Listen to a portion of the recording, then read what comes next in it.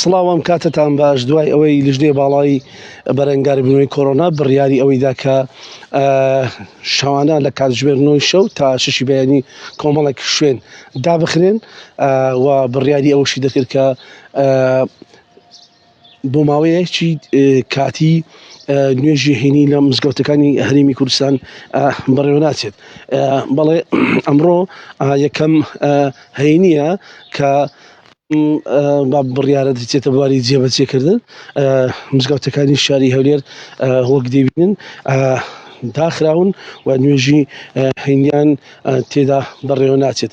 ئەگەرچی لێرە و لەوێ مامۆستایانی ئاینی ناڕەزاییان دەربڕیوە بە نیگەرانی و باسدەوە دەکەن دەڵێن بڕیار بوو کە نوێژی هەینی بەڕێوە بچێت، بەڵام بە ڕێنماییەکانی خۆپارێزی و بە گوێرەی ئەو ڕێنمایانەی وەزارەتی تەندروستی و لیژنەی باڵای بەرەنگاربوونەوەی کۆڕۆنا داینەوە.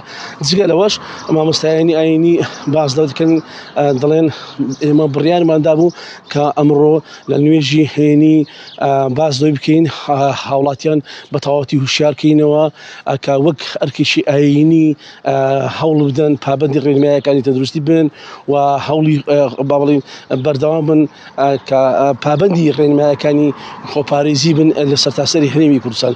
بەڵێ ئێستا من کە قسە دەکەم مزگەوتەکانی شاری هەولێر بەم شێوەیەوە وەکو ئەوی ئێستا دەبینن داخراوە و نوێژی هەینی تێدا بەڕێوە ناچێت.